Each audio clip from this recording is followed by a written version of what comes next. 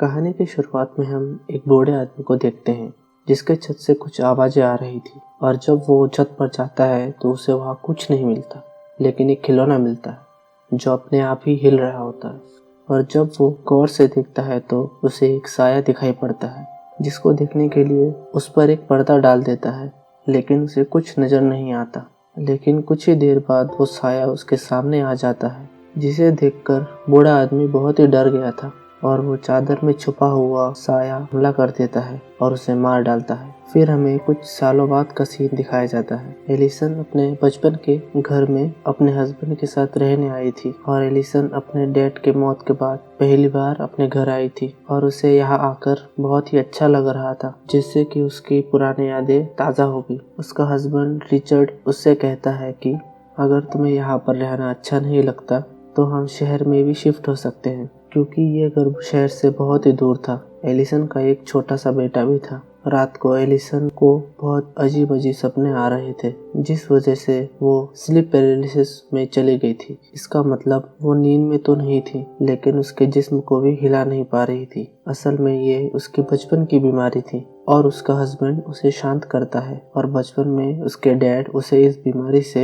निकाला करते थे। लेकिन एलिसन को समझ नहीं आता कि वाकई ये बीमारी है या फिर कुछ और ही बात, क्योंकि जब भी उसे ऐसा होता है तो एक औरत दूर खड़ी उसे दिखाई पड़ती है जो सिर्फ उसी को ही देखती रहती थी। और बचपन में भी ऐसा ही उसके साथ होता था और उसके डैड उसे समझाते थे कि ये कोई हकीकत नहीं है और ये सिर्फ तुम्हारा एक वहम है। और जब उसके डैड उसे सुलाकर चले जाते थे फिर भी उसको डरावने सपने आते थे और वो औरत उधर ही खड़ी होकर उसे देख रही होती है। और जब अगली सुबह जब एलिसन का पति ऑफिस जा रहा होता है तो एलिसन को टीवी पर एक पैरानॉर्मल इन्वेस्टिगेटर को देखते हैं जो बता रहा था कि कैसे उसने एक आत्मा से बात की और एक इंसान की लाश को ढूंढ लिया है। उसे देख एलिसन मन ही मन सोचती है कि उसे भी अपने केस के बारे में बात करना चाहिए। एलिसन के पति के जाने के बाद वो घर की सफाई करने लगती है और जब वो किताबों को रख रही थी तभी एक तस्वीर को देखती है जिसमें कि एक दुल्हन और उसका हस्बैंड था। और ये फोटो देखने के बाद एलिसन को कुछ समझ नहीं आता कि वो कौन है और उस तस्वीर को रखकर वो अपने काम में लग जाती है। तभी उसके वॉशरूम से कुछ आवाजें आने लगती है। वहां जाने के बाद वो देखती है कि टैप चालू था और वॉश बेसिन में पानी भर गया था। एलिसन टैप बंद करती है और अपना हाथ डालकर बेसिन को साफ करने की कोशिश करती है तो वॉश बेसिन में से उसे किसी के कटे हुए बाल मिलते हैं, जिसे देखकर चौंक गई कि वो बाल यहाँ पर कैसे आए। तभी एलिसन को उसके बच्चे के रोने की आवाज आती है तो वो जाकर अपने बच्चे को चुप कराने की कोशिश करती है। तो तभी उसकी नजर ऊन के धागे पर पड़ती है जो बॉल की तरह लिपटा हुआ था। तो उसे याद आता है कि ऐसा ही धागा उसकी मॉम के हाथ में देखा था, क्योंकि उसकी मॉम एक टेलर थी यानी दर्जी। रात को जब एलिसन अपने हस्बैंड रिचर्ड के साथ खाना खा रही थी, रिचर्ड कहता है कि उसे बिजनेस के सिलसिले में कुछ दिन के लिए उसे बाहर जाना होगा। ये सुनकर एलिसन को बिल्कुल भी अच्छा नहीं लगता तो वो कहती है कि हाँ जरूर, और तुम्हारी सेक्रेटरी भी तुम्हारे साथ जा रही होगी ना, क्योंकि एलिसन का पति उसके सेक्रेटरी को पहले पसंद करता था। एलिसन उसको मना करती है और कहती है कि तुम मुझे ऐसे ही अकेला छोड़ के जाओगे, जिस पर वो कहता है कि बात समझने की कोशिश करो, अगर मैं नहीं गया मुझे जॉब से निकाल भी सकते हैं। एलिसन को गुस्सा था कि रिचर्ड अपनी सेक्रेटरी के साथ जा रहा था, जिस पर रिचर्ड कहता है कि ये मेरी जॉब है, तुम समझने की कोशिश करो, मैं सिर्फ तुमसे प्यार करता हूँ, मुझ पर ऐसे शक मत करो। और एलिसन बिना कुछ कहे अपने कमरे में चली जाती है। तभी उसके सामने एक घूमता हुआ खिलौना दिखता है। उसे देख एलिसन को अपने बचपन की याद आने लगती है कि कैसे ये अचानक उसके सामने आ गया था। और जैसे इस खिलौने का पीछा किया तो उसकी मॉम ने उसे स्टोर रूम में बंद कर दिया और जब सुबह हुई तो उसके डैड ने उसे बाहर निकाला और एलिसन बहुत ही जख्मी हालत में पाई गई। इसके बाद इसके डैड ने फैसला किया कि एलिसन को किसी दूसरी फैमिली को दे देंगे, क्योंकि एलिसन अपने ही घर में महफूज नहीं थी। तब एलिसन ने अपने घर में एक प्रीस्ट को भी देखा था जो कमरे में बैठकर मंत्र पढ़ रहा था। तब से एलिसन घर से बाहर ही रहने लगी थी और अब बहुत सालों बाद वो अपने पुराने घर में आई थी। सुबह को रिचर्ड एलिसन के पास आता है और अपने रात के बर्ताव पर माफी मांगता है और एलिसन को कहता है कि ये बिजनेस ट्रिप है और ये मेरे लिए बहुत ही जरूरी है। और एलिसन भी इसकी बात को मान गई थी। जिसके बाद हम रिचर्ड को अपने ऑफिस में देखते हैं, जो मीटिंग में अपने ही सेक्रेटरी को देख रहा था। और घर पे एलिसन बहुत ही अकेली थी और किताब पढ़ रही थी। अचानक लाइट चली गई और जब लाइट को वो ठीक करने गई तो उसे अपने डैड का साया दिखता है, जिसे देख वो काफी डर गई थी और जल्दी से लाइट को ठीक करके देखती है तो वहाँ पर कोई नहीं था। इसके बाद जल्दी से एलिसन अपने बच्चे के पास जाती है, जिसको सही सलामत देख एक सुकून की सांस लेती है और सोने चली जाती है। थोड़ी देर बाद जब एलिसन की आँख खुलती है कि वो अभी भी स्लीप पैरालिसिस में है, तो उसे उसी वक्त अपने वॉकी टॉकी पर अपने बच्चे की रोने की आवाज आती है, जिसमें कोई कहता है कि उसके बच्चे को वो अपने साथ ले जाएगा। ये सुनकर एलिसन काफी डर गई थी। जब वो ठीक होती है तो वो अपने बच्चे के कमरे में जाती है और फिर रिचर्ड को कॉल करके ये सब उसको बताती है। रिचर्ड कहता है कि ये तुम्हारा कोई वहम होगा, क्योंकि तुम्हें बहुत डरावने सपने आते हैं। तुम रिलैक्स रहो और अपनी दवाई टाइम से लेना। और रिचर्ड अपने सेक्रेटरी के साथ था और रात को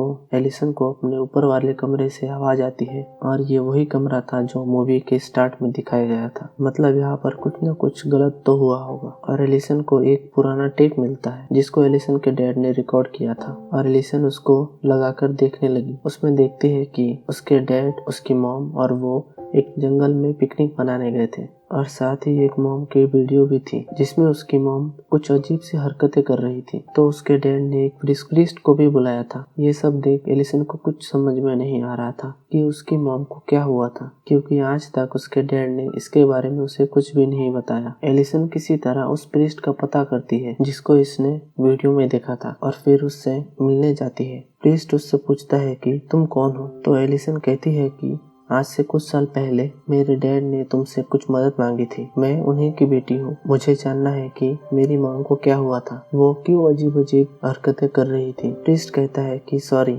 मैं इस बारे में तुम्हें कुछ नहीं बता सकता। तो एलिसन कहती है कि मुझे उस घर में किसी के होने का महसूस होता है। प्रीस्ट फिर भी उसकी बात नहीं सुनता और दरवाजा बंद कर देता है। फिर उसी दिन प्रीस्ट उसके घर पर आता है। एलिसन कहती है कि मेरा अब भी वही सवाल है कि मेरी माँ को क्या हुआ था। प्रीस्ट कहता है कि तुम्हारी मॉम पर किसी बुरी आत्मा का साया था। उसने तुम्हारी मॉम को अपने काबू में कर लिया था और तुम्हारे डैड ने तुम्हें दूसरी फैमिली को इसलिए सौंप दिया था क्योंकि वो तुम्हें महफूज रखना चाहते थे। और तुम्हारे मॉम के अंदर जो आत्मा थी वो बहुत ही खतरनाक थी। उस पर कोई भी मंत्र असर नहीं कर रहा था, इसलिए तुम्हारी मॉम का गला काटकर तुम्हारी मॉम को मारना पड़ा। उसके बाद तुम्हारे डैड को लगा कि वो आत्मा चली गई है, पर वो इसी घर में मौजूद थी। ये सुनकर एलिसन डर जाती है और वो कहती है कि जब मैं स्लीप पैरालिसिस में होती हूँ तो मुझे कोई औरत खड़ी नजर आती है। प्रीस्ट कहता है कि ये कोई तुम्हारा वहम नहीं है, ये हकीकत है, क्योंकि वही आत्मा अभी भी यहाँ पर मौजूद है जो कि इस घर से नहीं जाना चाहती। एलिसन कहती है कि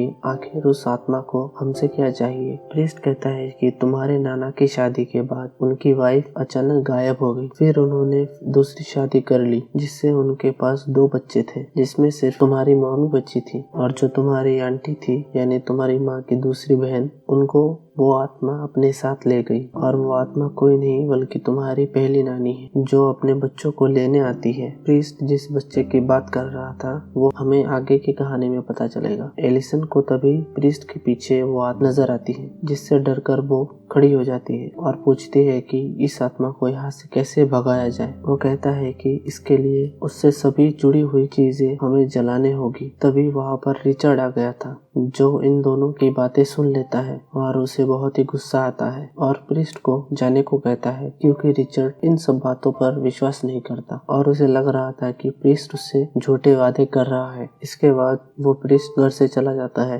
तभी उसकी गाड़ी रास्ते में अचानक बंद हो जाती है और उसके सामने वो आत्मा आ जाती है जो ब्राइड के कपड़े पहने हुई थी, जिसकी फोटो एलिसन ने बुक रखते समय देखी थी। दरअसल वो यहाँ पर आकर प्रीस्ट को डराना चाहती थी।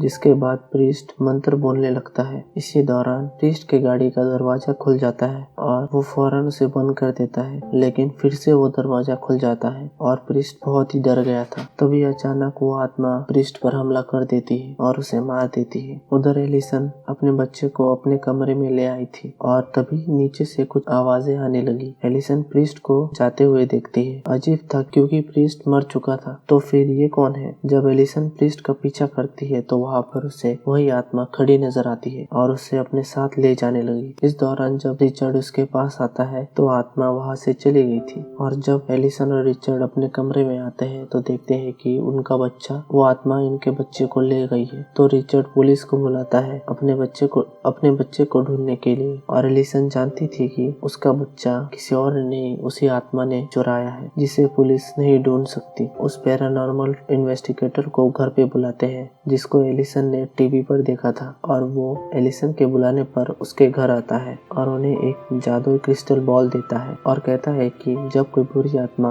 आसपास होती है तो इसका रंग बदल जाता है और तभी इससे पता चलता है कि वहाँ पर कोई बुरी आत्मा है। और जब ये प्रीस्ट एलिसन के कमरे को देखता है तो उसे बताता है कि तुम्हारे बच्चे को किसी आत्मा ने ही चुराया है। ये कहता है कि अगर तुम अपने बच्चे को लाना चाहती हो तो तुम्हें आत्मा की दुनिया में जाना होगा, जिसके लिए एलिसन मान गई थी। रात को ही एलिसन के कमरे में मोमबत्तियां जलाकर अपना जादू शुरू करता है। जब प्रीस्ट आंखें खोलता है तो वो दूसरी दुनिया में पहुंच चुका था जहाँ पर इसको वही आत्मा दिखाई पड़ती है और उसके हाथ में एलिसन का बच्चा था। प्रीस्ट कहता है कि अगर तुमने इस बच्चे को वापस नहीं किया तो अच्छा नहीं होगा, पर अचानक से वो आत्मा गायब हो गई। तो प्रीस्ट देखता है कि दीवारों पर एक शैतानी निशान है। असल दुनिया में प्रीस्ट आकर बताता है कि वो आत्मा तुम्हारी पहली नानी है जो डीमंस की पूजा किया करती थी, इसीलिए डीमन अपनी दुनिया से आकर उन्हें अपने काबू में कर लिया था। और जब यह बात तुम्हारे नाना को पता चली, इसीलिए उन्होंने अपनी बीवी को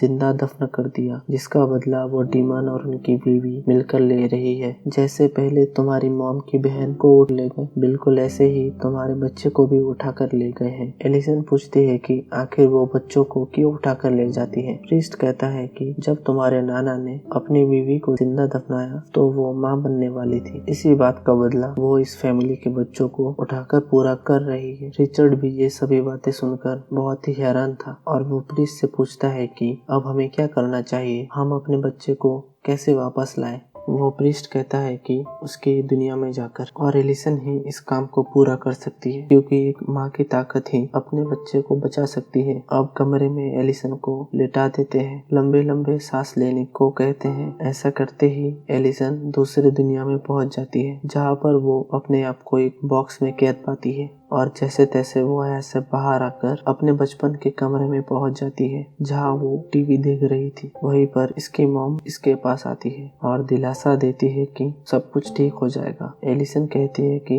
मैं जानती हूँ ये हकीकत नहीं है। तब इसकी मॉम अपने असल रूप में आकर उसका गला दबाने लगती है। उधर जो प्रीस्ट था वो रिचर्ड को अपना बैग लाने को कहता है ताकि वो सही वक्त पर एलिसन को उस दुनिया से असल दुनिया में ला सके। लेकिन जब रिचर्ड रूम में जाता है तो उसे उस कमरे में अपनी सेक्रेटरी दिखाई पड़ती है। तो वो समझ गया था कि ये आत्मा की एक चाल है, लेकिन उस कमरे का दरवाजा बंद हो जाता है। तभी बाथरूम से कुछ आवाजें आती है और जब रिचर्ड देखने जाता है उधर आत्मा ने रिचर्ड को अपने काबू में कर लिया था। उधर एलिसन अपने नाना को देखती है जो रो रहे थे। उसको अपनी असल नानी भी दिखाई पड़ती है जो अपना गला काट रही थी। इधर असल दुनिया में वो प्रीस्ट रिचर्ड की राह देख रहा था और जब वो बहुत समय से नहीं आता तो वो खुद ही ऊपर जाता है और जब कमरा खोलता है तो सब कुछ अजीब था और रिचर्ड भी उस आत्मा के कब्जे में था। प्रीस्ट जल्दी से अपना बैग लेता है और दरवाजा बंद करके एलिसन के पास जाता है और जादू करके उस आत्मा को एलिसन से दूर रहने को कहता है। इससे वो आत्मा एलिसन से दूर तो हो गई थी। उधर एलिसन दूसरी दुनिया में अपने नाना की पहली बीवी को देखती है, यानी कि वही आत्मा जो अब तक इनके पीछे पड़ी थी। फिर एलिसन को अपने डैड मिलते हैं कि इधर ही रुक जाओ, पर एलिसन कहती है कि नहीं, यहाँ पर सिर्फ मैं अपने बेटे को ही लेने आई हूँ। फिर उसके डैड उसको आगे का रास्ता बताते हैं और कहते हैं कि अपना ख्याल रखना। और जब वो आगे जाती है है तो अपने नाना को देखती है जो अपनी वाइफ को ले जा रहे थे और कब्र खोदकर उसे दफना देते हैं। और इसके नानी कहती है मैं माँ बनने वाली हूँ, मुझे मत मारो, लेकिन फिर भी वो उसको दफना देते हैं। जब एलिसन ये देखती है तो वो सोचती है कि जब इसका बच्चा उसे यहीं पर मिलेगा तो वो कब्र खोदती है तो उसे अपना बच्चा मिल जाता है और एलिसन उसे अपने असल दुनिया में ले जाने की कोशिश करती है। और जब वो असल दुनिया में जाने वाली थी तभी वो आत्मा उसको पकड़ लेती है और अगले ही पल हम देखते हैं कि एलिसन अपनी असली दुनिया में वापस आ गई है। एलिसन आंखें खोलती है और तभी पूछती है कि मैं अपने बच्चे को वापस ले आई। प्रीस्ट कहता है कि नहीं, पर तुमने अच्छी कोशिश की। तभी बच्चे की रोने की आवाज आती है। ये जाते हैं तो देखते हैं कि रिचर्ड अपने बच्चे को खिला रहा था। प्रीस्ट ये देखकर खुश हो गया था कि एलिसन की फैमिली अब पूरी हो चुकी है। कुछ ही वक्त बाद हम देखते हैं कि प्रीस्ट रिचर्ड की फैमिली को देखने आया था। रिचर्ड उसे बताता है कि हम दूसरी जगह शिफ्ट हो रहे हैं क्योंकि वो दोबारा से अपने बच्चे और वाइफ को मुसीबत में नहीं डालना चाहता। प्रीस्ट घर के अंदर आकर एलिसन के बच्चे को देखता है। एलिसन कहीं पर भी नजर नहीं आती। प्रीस्ट को फिर से किसी के होने का एहसास होता है और वो क्रिस्टल बॉल एलिसन के बच्चे को खेलने के लिए देता है तो वो बॉल का रंग चेंज हो गया था। तो वो प्रीस्ट समझ गया था कि इस घर में बहुत ही खतरनाक आत्मा है। तभी एलिसन आती है और प्रीस्ट को कहती है कि वेलकम तुम्हारा, और प्रीस्ट पर हमला करके उसे मार देती है। रिचर्ड आता है तो देखता है कि प्रीस्ट मर चुका है और बेसमेंट से आवाजें आ रही थी और जब वहां पर जाके देखता है तो डीमन के हाथ में उसका बच्चा था और एलिसन पीछे से आकर उस पर हमला करके उसे मार देती है। असल में उस डीमन ने एलिसन पर कब्जा कर लिया था और कोई भी इस घर से ना जा पाए, इसलिए एलिसन के अंदर आकर सबको मार रही थी। और आगे डेड ब्राइड एलिसन के बच्चे के साथ क्या करेगी, इस सस्पेंस के साथ कहानी खत्म हो जाती है।